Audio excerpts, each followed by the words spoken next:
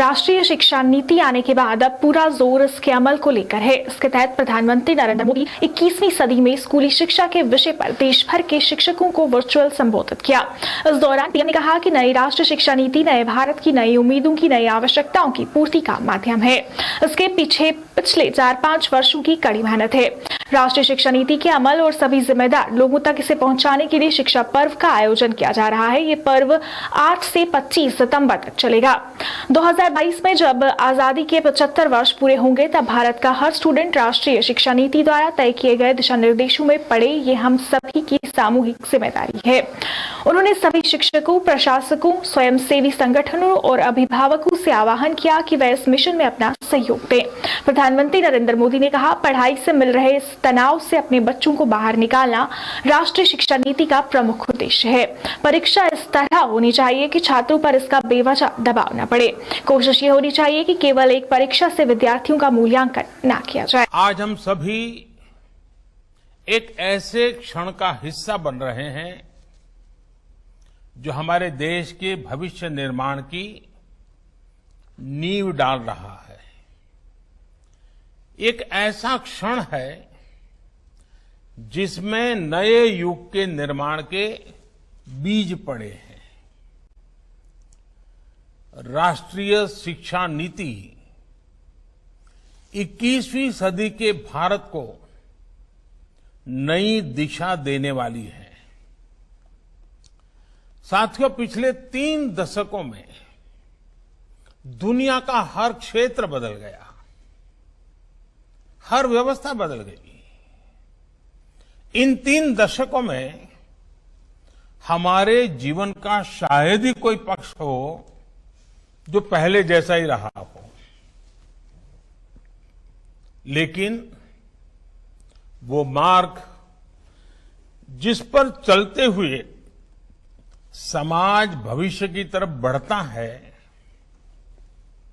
हमारी शिक्षा व्यवस्था वो अब भी पुराने ढर्रे पर ही चल रही थी। पुरानी शिक्षा व्यवस्था को बदलना उतना ही आवश्यक था जितना किसी खराब हुए ब्लैक बोर्ड को बदलना आवश्यक होता है। जैसे हर स्कूल में पिनअप बोर्ड होता है, उसमें तमाम जरूरी कागज, स्कूल के जरूरी आदेश, बच्चों की बनाई पेंटिंग आदि आप लोग लगाते रहते हैं। ये बोर्ड हर कुछ समय में भर जाता है।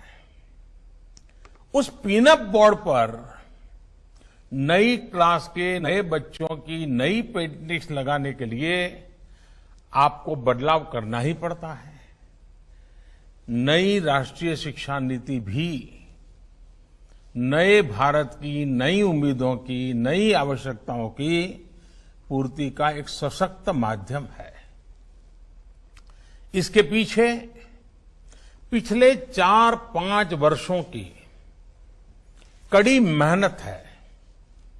हर क्षेत्र, हर विद्या, हर भाषा के लोगों ने इस पर दिन रात काम किया है, लेकिन ये काम अभी पूरा नहीं हुआ है। एक प्रकार से कहे तो ये काम की असली शुरुआत हुई है। अब हमें राष्ट्रीय शिक्षा नीति को उतने ही प्रभावी तरीके से लागू करना है और ये काम हम सब मिलकर करेंगे। मैं जानता हूं राष्ट्रीय शिक्षा नीति का ऐलान होने के बाद आप में से बहुत लोगों के मन में कई सवाल आ रहे हैं। ये शिक्षा नीति क्या है? ये कैसे अलग है? इस स्कूल और कॉलेजों की व्यवस्था में क्या बदलाव आएगा? इस शिक्षा नीति में एक शिक्षक के लिए क्या है, एक छात्र के लिए क्या है, और सबसे अहम, इसे सफलतापूर्वक लागू करने के लिए क्या करना है, कैसे करना है? ये सवाल जायज भी हैं और जरूरी भी है। और इसलिए ही हम सब यहां इस कार्यक्रम में इकट्ठा हुए हैं ताकि चर्चा कर सके, आगे का रास्ता बना सके। मुझे बताया गया है कि कल भी दिन भर आप सभी ने इन्हीं बातों पर घंटों मंथन किया है, चर्चा की है। टीचर्स खुद अपने हिसाब से लर्निंग मटेरियल तैयार करें, बच्चे अपना टॉय म्यूजियम बनाएं, पेरेंट्स को जोड़ने के लिए स्कूल में कम्युनिटी लाइब्रेरी हो, तस्वीरों के साथ मल्टीलिंगुअल डिक्शनरी हो, स्कूल में भी किचन गार्डन हो। ऐसे कितने ही विषयों की बात हुई है। अनेक नए आइडियाज दिए गए हैं। मुझे खुशी है कि राष्ट्रीय शिक्षा नीति को लागू करने के इस अभियान में हमारे प्रिंसिपल्स और शिक्षक पूरे उत्साह से हिस्सा ले रहे हैं।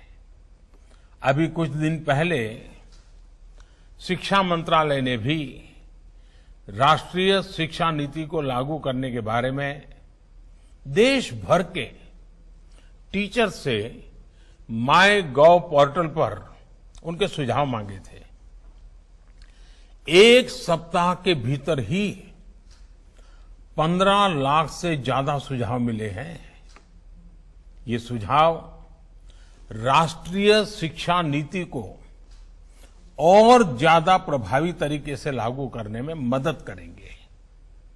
इस विषय में और अधिक जागरूकता लाने के लिए शिक्षा मंत्रालय अनेक तरह के कार्यक्रम चला रहा है।